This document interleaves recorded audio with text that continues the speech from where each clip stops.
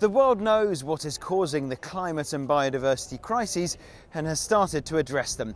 That was the message from Keping Ma. He's the Secretary General of the Biodiversity Committee at the Chinese Academy of Sciences, also the Asia Regional Chair at the International Union for the Conservation of Nature. And we're here at the IUCN's World Conservation Congress. Keping Ma was addressing the Hybrid Summit online, and he laid out to us what he thinks needs to happen to lessen the impact of climate change and of biodiversity loss.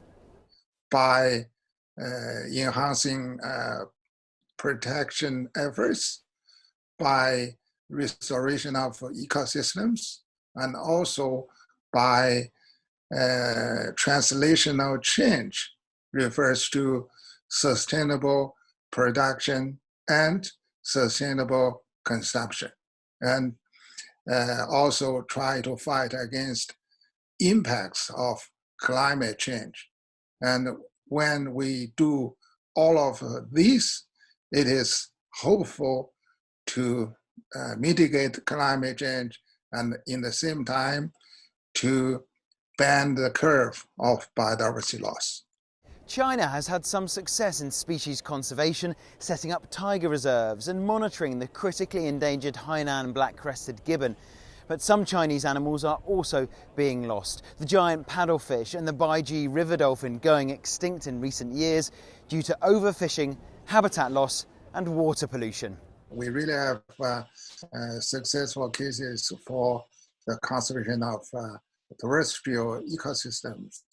And we also the associated animals such as ibis, tiger, giant panda, Tibetan antelope, and so on.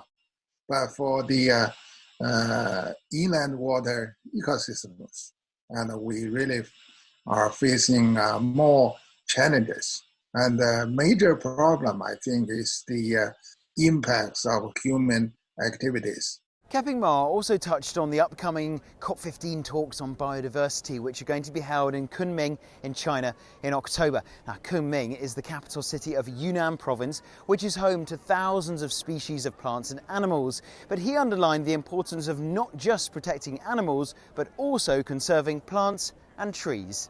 Plants are nearly the only living things who can fix solar energy, and then other living things could depend on the energy plants produce.